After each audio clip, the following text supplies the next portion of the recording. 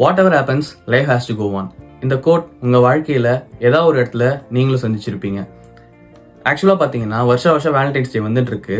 சிலர் சேருவாங்க, சிலர் பிரிவாங்க, சிலருக்கு அமையும், சிலருக்கு அமையாது. இந்த மாதிரி எல்லா விஷயங்கள்லையும் காதல்னு இல்லை, வாழ்க்கையில் நம்ம சந்திக்கக்கூடிய நிறைய தருணங்களில் இந்த விஷயம் நமக்கு அப்ளை ஆகும். அந்த மாதிரி இந்த எல்லா தருணத்தையும் சேர்த்து காட்டக்கூடிய ஒரு படம் தான் வாரணமாயிரம்.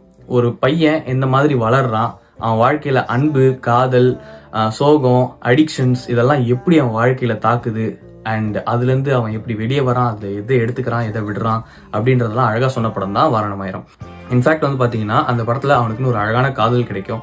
அந்த காதல் ஒரு நேரத்தில் பிரியும் போது அவனுக்கான வலி, அந்த வலியை மறைக்க அவன் உள்ள போற ஒரு விஷயம், ஒரு தவறான ஒரு ட்ரக்ஸுக்கு அடிக்ட் ஆகிறதா இருக்கட்டும், அதுல அவங்க அப்பா அம்மா வந்து அவனை எப்படி வெளியே கொண்டு வராங்க, அவன் அதுக்கப்புறம் அதுல இருந்து எப்படி வெளியே வரான், அப்புறம் அவனுக்கு கிடைக்கக்கூடிய அழகான இன்னொரு காதல், அண்ட் அவனை வெளியே கொண்டு வரதுக்கு ஜிம்மா இருக்கட்டும், மிலிட்ரி, இந்த மாதிரி அவனுக்குள்ள வந்த ஒரு மோட்டிவேஷன், அந்த மாதிரி ஒரு அழகான மூவி தான் வாரணமாயிரம். சொல்லப்போனா லைஃப் ஃபெயிலியர் ஆன பசங்களுக்கு இந்த படம் ஒரு பக்கா மருந்துன்னே சொல்லலாம்.